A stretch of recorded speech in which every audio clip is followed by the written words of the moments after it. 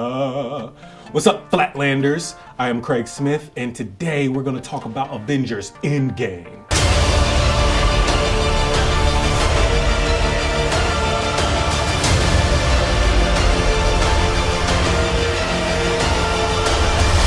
There will be spoilers in this video. If you haven't seen Ant-Man and the Wasp, Civil War, or any other Marvel movie and you're interested in watching it, go watch those and then come back and watch this.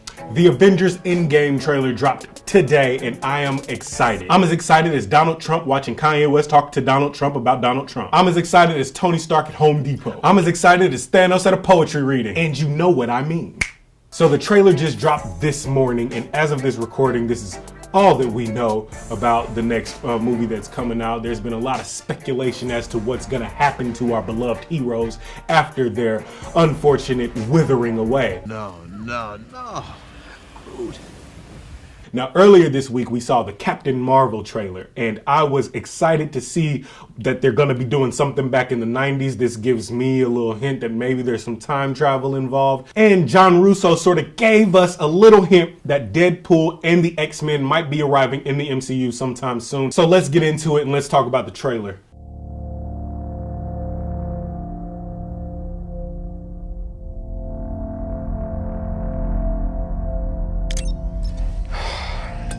Stay on.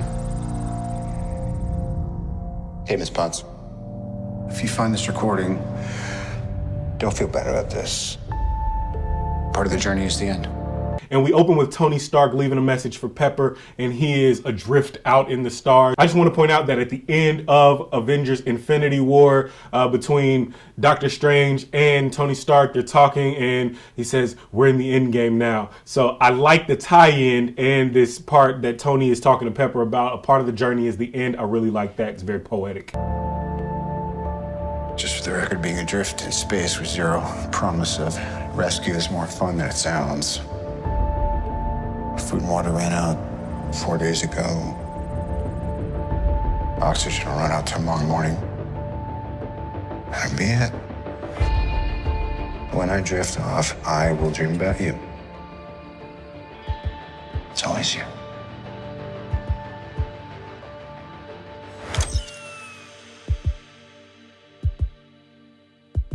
I think the idea of Tony Stark dying in a spaceship in outer space, starvation, just really makes me sad.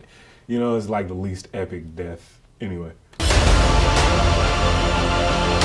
Oh my God. All right. So the Scarecrow armor of Thanos in the middle of the field.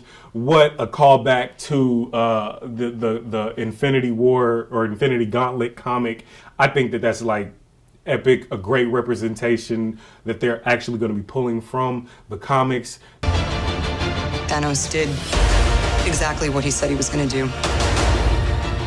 He wiped out 50% of all living creatures.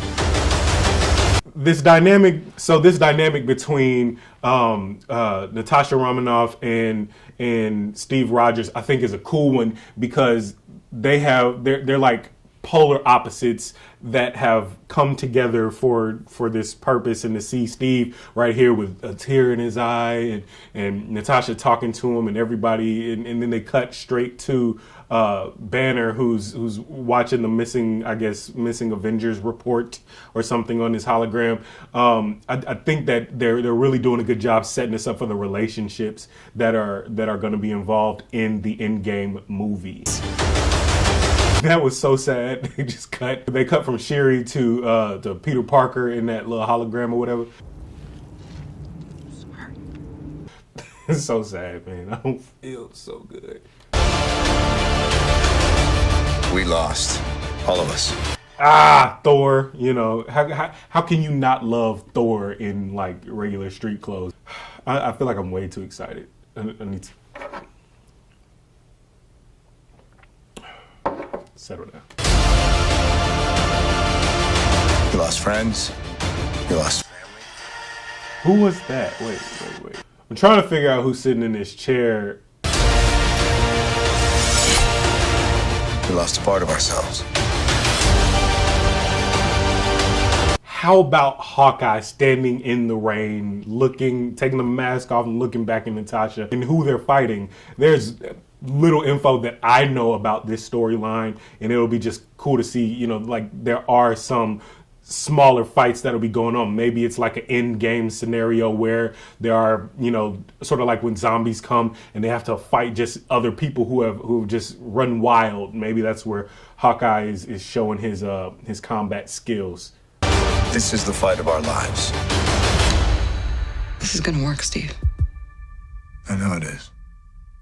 Because I don't know what I'm going to do if it doesn't. Because I don't know what I'm going to do if it doesn't, Steve. They've been trying to make Steve Rogers edgy. And you know what, man? I'll let you have it. I'll let you have it. I don't know what I'm going to do if it doesn't. Steve.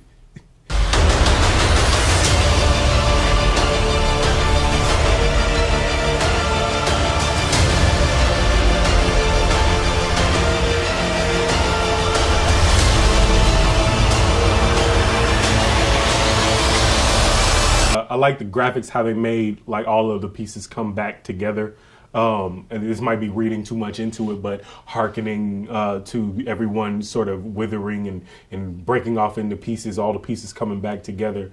Maybe there's a little, you know, subtle graphic hint in that. Hi, is anyone home? This is Scott Lang.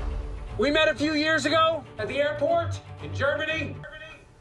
Let's give a quick Casey shout out to Paul Rudd as Scott Lang, Ant-Man in this. This last part of the trailer, I feel like it gives the audience like a lot of hope that this movie isn't going to be just grim, you know? Scott Lang introduced into any movie so far has been just hilarious, and it gives us that lightheartedness and also kind of mixes in, okay, this is going to be a fight. I got really big. Is this an old message? Ant-Man, I know you know that. It's the front door. That's me. Can you buzz me in? With Scott Lang being there, remember at the end of Ant-Man and the Wasp, while everyone is sort of fading away, Ant-Man's in my eye. Pause. Remember that at the end of Ant-Man and the Wasp, Ant-Man is little, he's shrunk down and he's doing something, and Thanos snaps his finger. So I wonder how he got out of that. Also, you know, I'm wondering if there's any immediate danger or immediate threat to Tony and why he's in the Guardians jet heading into outer space, and if he knew where he was going in the first place. Down in the description for this video, we'll be putting up a link so that you can fill out a survey, and we'll be randomly choosing someone to win a Flatland t-shirt. If you're from the Kansas City area, Midwest, nationwide, around the world, and you want more Flatland, remember to like and subscribe, come back for more videos, and we'll see how it all turns out in the end game.